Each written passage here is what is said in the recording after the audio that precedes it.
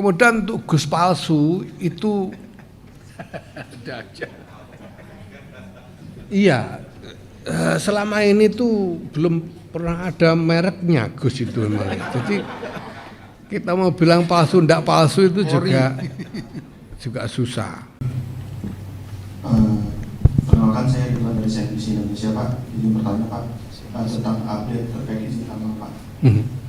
Rencana untuk eksplorasi dan produksinya dilakukan kapan? Kita sudah mulai, progresnya sudah sejauh apa, dan sudah berapa hektar yang sudah dikerjakan?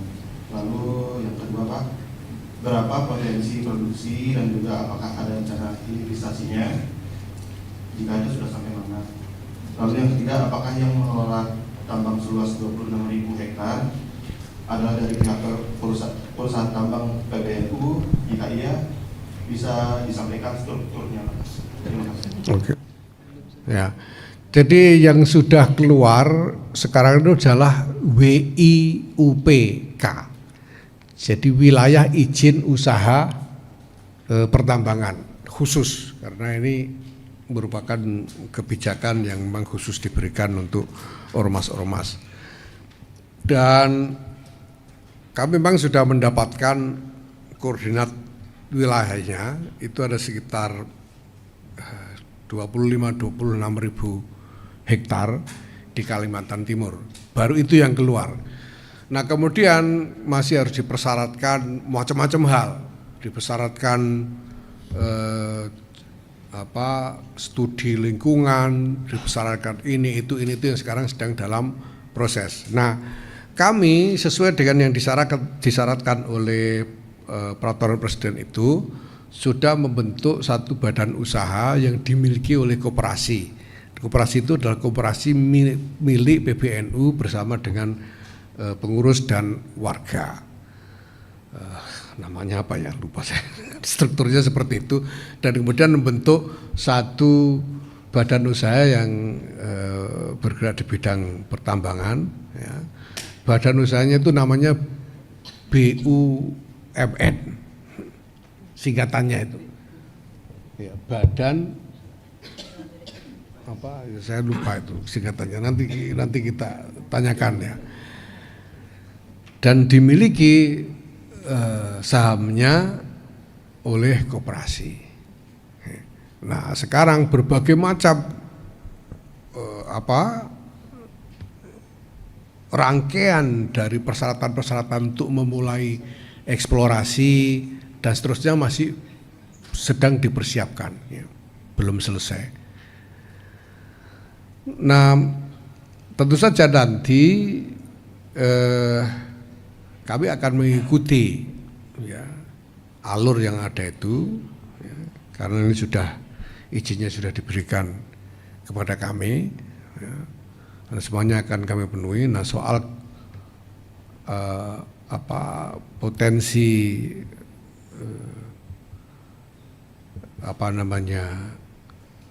batu baranya, ya tentu kita harus menunggu hasil eksplorasinya nanti, karena belum. Ya. Sekarang izin untuk eksplorasi itu saja masih baru diproses, gitu. Jadi kita belum bisa sebelum ada izin untuk eksplorasi. Ya. Ini masih dalam proses lah. Tapi wilayah izin usaha pertambangan sudah terbit, sehingga untuk mendapatkan izin usahanya itu sudah bisa mulai diproses. Tapi itu sekian banyak persyaratan yang harus kita penuhi. Ya. Kemudian soal hilirisasi, nah ini tentu kami sementara ini memang belum sampai berpikir tentang bagaimana desain pengembangan dari usaha ini, ya, karena belum sungguh-sungguh mulai. Tentu saja itu nanti tergantung bagaimana kalkulasi mengenai investasi bisnis yang bisa dijalankan nantinya. Ya.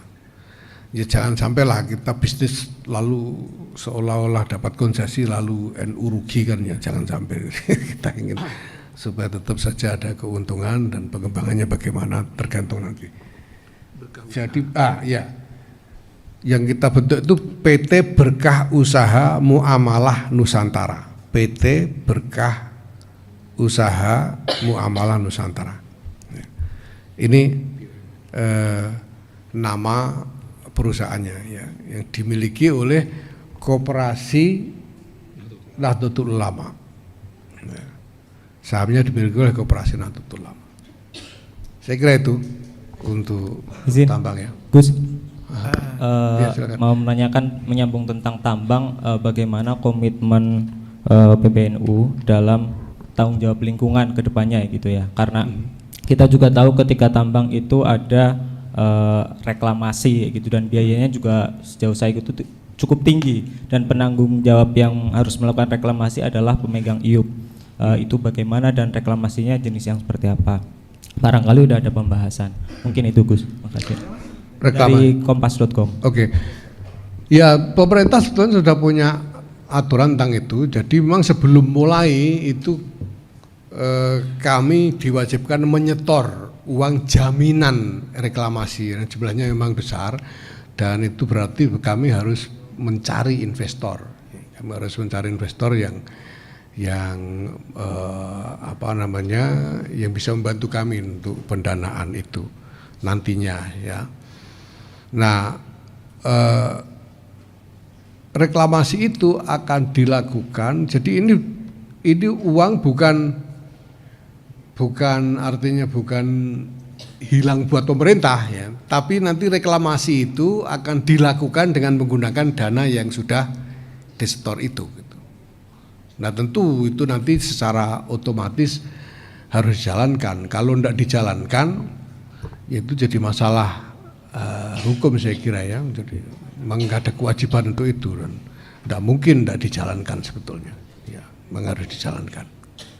Saya kira belum seluruhnya. Nah sekarang kita sedang mencari, ya itu tadi, mencari partner investor, karena menggalang dana yang besar itu juga bukan hal yang mudah ya. Dan itu tergantung kalkulasi mengenai potensi kandungan dan lain sebagainya. Semuanya dalam perhitungan yang ya agak rumit ya. Baiklah teman-teman, mungkin Gus, kita sudahin. Dikit Gus, soal program prioritas dari PBNU sendiri di 2025 apa aja yang akan diprioritaskan utama. Kemudian yang kedua, menghindari Gus palsu Gus. Apa tips atau apa ya yang akan dilakukan oleh PBNU? Pertama kemudian, soal ya. Prioritas kembali tentang ini Gus, penegasan ke arah mana informasi dan transformasi digital. Oke. Terima kasih. Terima kasih. Oke, tentang program prioritas kami untuk 2025 ini, pertama-tama soal gerakan keluarga maslahat ini akan menjadi prioritas ya. Jadi kami akan cukup intensif memfokuskan energi sumber daya untuk gerakan keluarga maslahat NU ini. Dan yang kedua persis soal digital ya. Jadi soal digital ini pertama kita ini itu kan memang kami buat Digdaya NU itu, jadi nanti semua data dan layanan NU ini akan kita tampung dalam satu platform digital. Nah, sehingga koordinasi bisa lebih mudah. Sekarang ini sudah jalan untuk administrasi, sudah jalan, dan kita sudah rasakan faedahnya. Segala sesuatunya menjadi jauh lebih efisien, proses menjadi jauh lebih cepat dan seterusnya. Dan sudah sampai mulai dari PBNU sampai ke tingkat cabang, ke kabupaten kota. Ini alhamdulillah. Nah, ke depan layanan-layanan ini sekarang sudah ada soal kaderisasi, sudah ada platform yang di-create. GKMNU juga sudah mengkreasi platform digitalnya sendiri. Ini semua nanti akan kita integrasikan di dalam satu platform digital besar gitu ya. Nah, itu akan menjadi prioritas kami tahun 2025 ini. kita harapkan akhir 2025 ini GKM NU ini sudah merata pembentukan satgasnya di seluruh Indonesia dan juga program-programnya juga merata ya, untuk keluarga-keluarga di seluruh Indonesia. Dan perlu dicatat bahwa objek atau sasaran dari program GKM NU ini tidak khusus warga NU saja.